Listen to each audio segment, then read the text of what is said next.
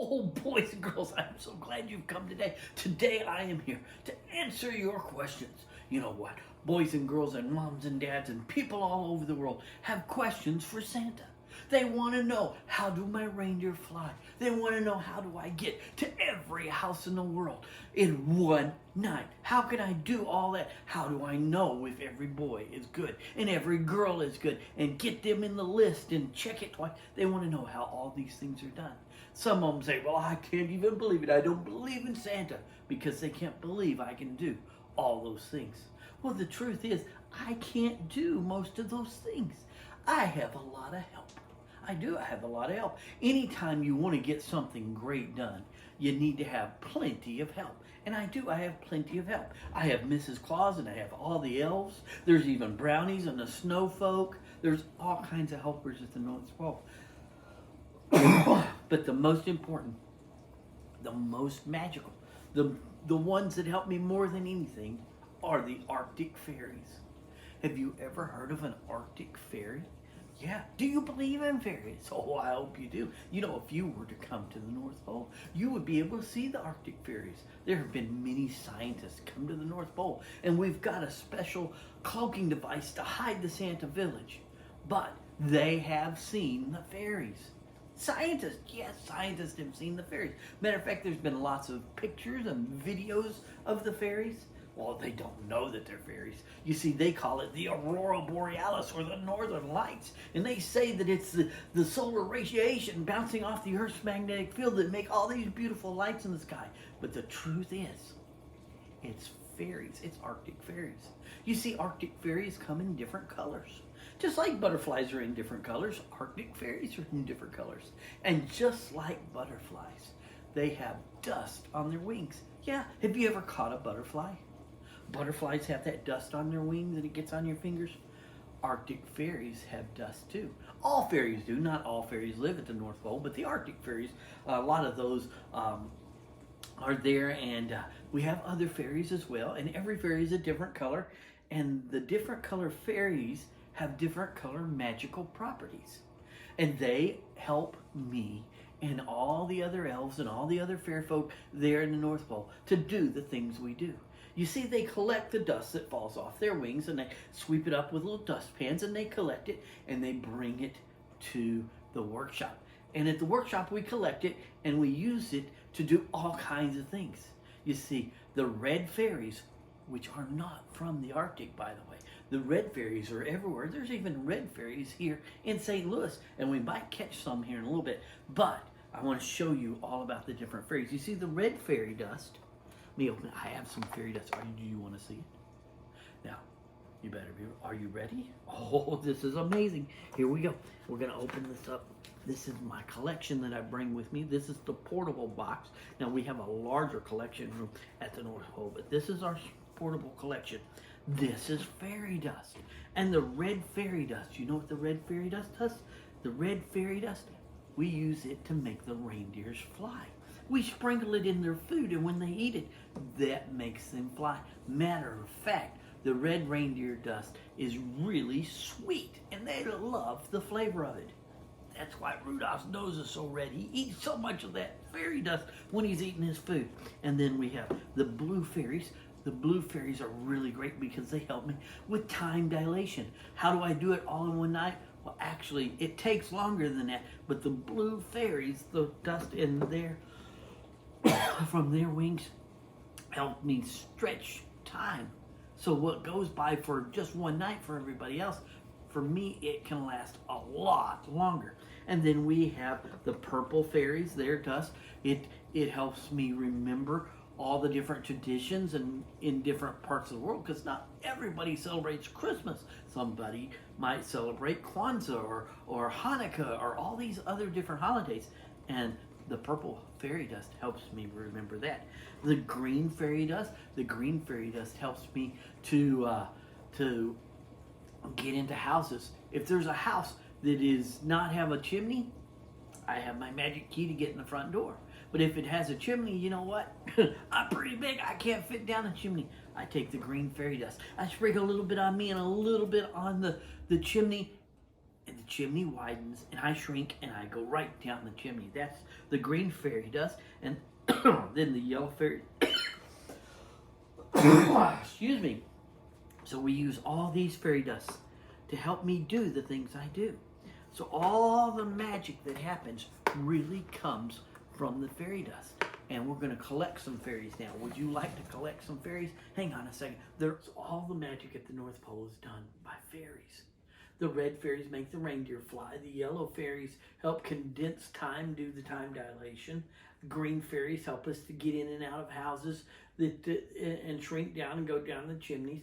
All these different fairies do different things. And they all live at the North Pole. The Arctic fairies are the only ones that are native to the North Pole. They're the blue ones. But there's fairies everywhere. There's fairies even here in St. Louis. Most of the fairies here in St. Louis are the red kind. And let's see if we can't catch some. Hang on a second. There's a lot of fairies in this room. Hang on a second. Right there's one. 1 and 2 and 3. And let's see. There's one there. And over there, that's 4. And over here's 1. 5. Over here's 1. 6. 7. 8. 9.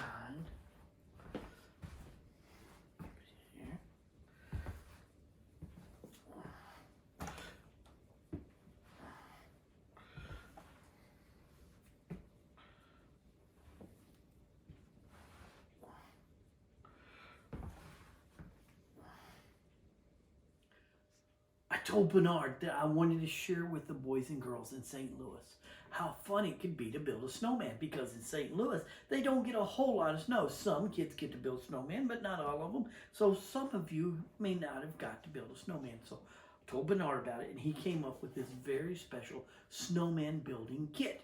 And it consists of this tube right here. We put this tube right here, and then all we got to do is put in the pieces. When you're building a snowman, all you're going to do is roll the snow up into great big balls and then put those pieces together.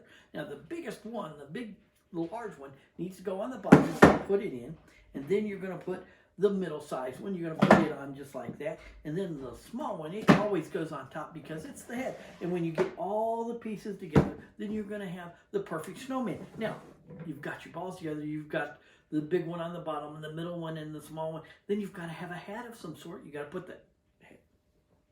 Oh, your head is on the bottom. Oh, I'm sorry, we messed up there. My bad. Sometimes we mess up. Let's try it again. So we're going to put the tube on there just like that. And then the bottom gets the big one, not the head. We're going to put the there, and then the next one is that one, and then the next one is that one. All right, there we go. Now we've got a snowman. He's just right. The bottom's supposed to go on first. The bottom always goes on first. When you put the bottom on first, then you're going to put the middle, and then you're going to put the head, and then everything's going to... I think our problem is the head. The head keeps messing up. So we're going to take this head, we're going to place everything back together like that, and then we're going to send the head back to the North Pole, put it back in the package, send it back to Bernard. When Bernard gets that at the North Pole, then we're going to be able to show you how to build a snowman. You put all the pieces together, and that's how you build a snowman.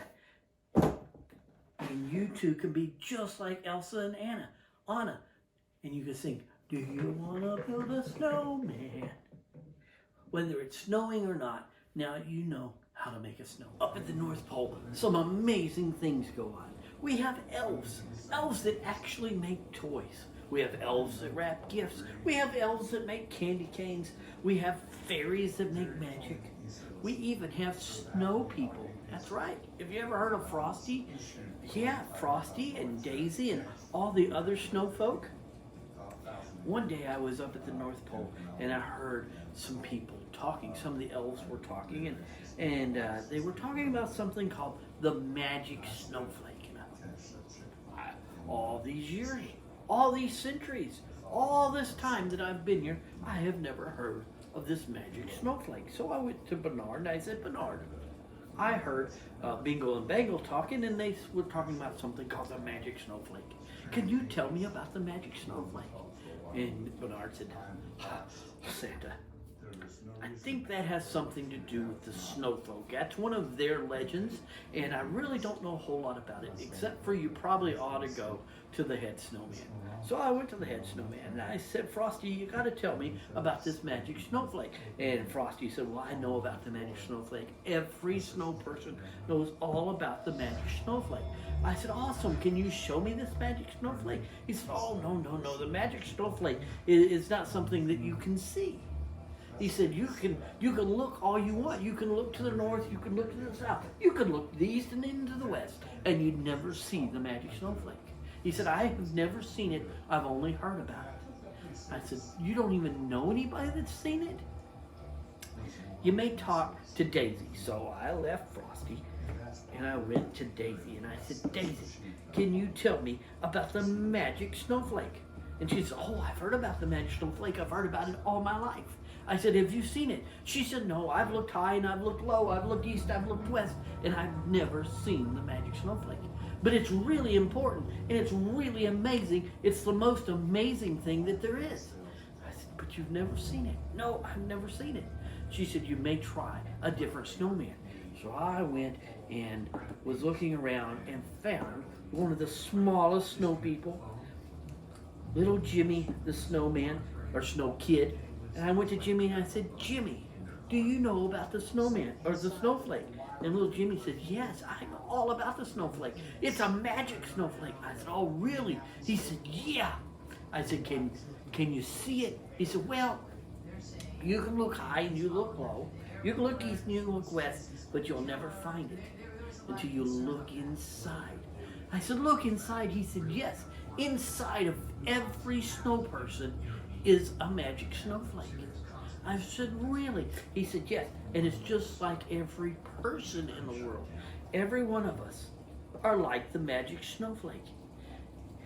He said, every snowflake was different. Every snowflake that ever falls from the sky is totally different and totally unique. And each snow person has a unique magic snowflake. And every boy and girl and mom and dad in the world are totally unique. You're one of a kind, just like the magic snowflake. And just like the magic snowflake, you too are unique and hold magic in your heart. And it's your job, and it's my job, to share that magic with everybody so that they can have a magical Christmas. Oh, we've met fairies, and we've met elves, and we've talked about all the different creatures, the snow folk at the North Pole. But you know what? There is one other group of creatures at the North Pole that are the most important. Without them, I couldn't do it at all. It's my reindeer. How many of you know my reindeer? How many of you can name them all? Oh, you can name at least the 8 that help me most of the time. But we have hundreds of reindeer at the North Pole. But there's only one reindeer that is the most famous of all. Do you know the most famous reindeer? Who knows the most famous reindeer? Raise your hand. All right, I'll tell you what. I'm going to get you to help me. Right here, you have your hand up. You know the most famous reindeer. Come on up here. All right, there you go. Come on up here, right up on stage. All right, there you go. All right. Would you tell everybody else your name so that they know who you are? They know who I am, and I know who you are, and you know who I am, but they don't know who you are. So would you tell them your name? Very good. This is my helper.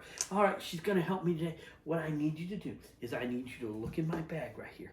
I'm going to unzip it, and I need you to look in there and make sure that there's nothing in my bag, nothing whatsoever in the bag. All right, reach down in there. Would you reach down there and reach in there? Oh, look, there's a kid in my bag. Oh, I'm just teasing.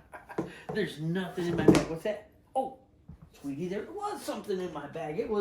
It's the picture of Rudolph. That's not a picture of Rudolph. That's a picture of the Christmas tree farm with all the trees. It's from a long ways away, so all you see is the green. But anyway, Rudolph likes hanging out in the Christmas tree farm. All right, we're going to put that down in the bag. Now, would you reach in there and would you pull out the picture of Rudolph? There we go. Good job. She pulled out the picture of Rudolph. Here we go. There, boys and girls, is the most famous reindeer of all, Rudolph the Red-Nosed Reindeer. What? Oh my goodness, did you realize that? He's missing his nose. Oh, you know, the other day, I did realize that Rudolph was acting kind of sickly. He wasn't feeling so good, and I heard him sneeze a time or two, but I didn't realize it was so bad he blew his nose off. Oh my goodness, that's not going to work. Well, we've got to get Rudolph to feeling better. All right, would you put Rudolph down in the bag? Good job. Now, we'll put Rudolph down in the bag, and we're going to sprinkle some of his favorite red fairy dust in there. All right, there we go. Red fairy dust makes his nose shine red. Reach in there, pull him out. There you go. Now Rudolph is going to have a nice, shiny red nose. All right, here we go. And he was out of order. That's not the one we want. That has to be the last one. So let's put it back down in there. Let's put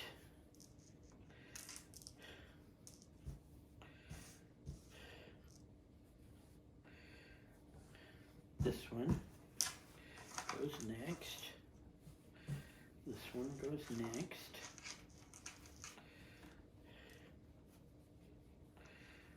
That one goes next. All right, let's start over again.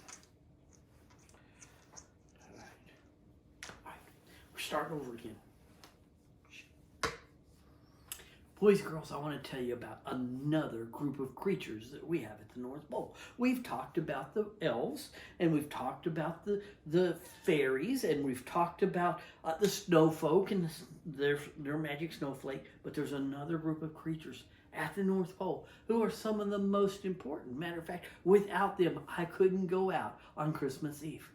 Anybody have any idea who they would be? And people have lots of questions about them. They want to know how they fly. That's right, it's the reindeer. Oh, who has a favorite reindeer? Can you name all my reindeer? If you could name all my reindeer, raise your hand.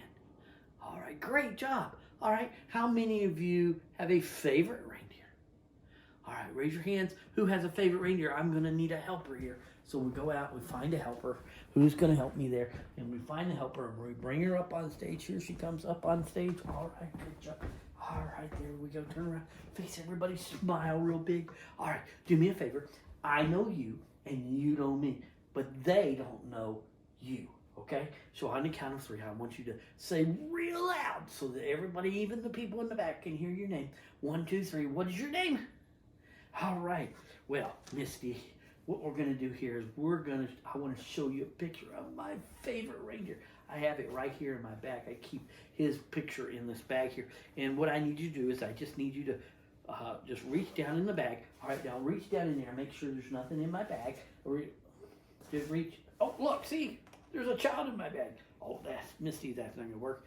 I thought I had a picture of Rudolph in there, but I don't have a picture of Rudolph after all. What's that? Oh, we dropped something. There it is. There's the picture of Rudolph. That is my picture of Rudolph, the red-nosed. That is not Rudolph, is it? That's just a big old green cloth. You know what that's a picture of? That's a picture of the Christmas tree farm from way up in the air. Oh, that's not going to work, is it? All right, tell you what would I need you to do is put it back down in the bag. There we go. Now, would you reach down and pull out the picture? Because I know there's a picture of Rudolph in there. There you go. Good job. There's a picture of Rudolph.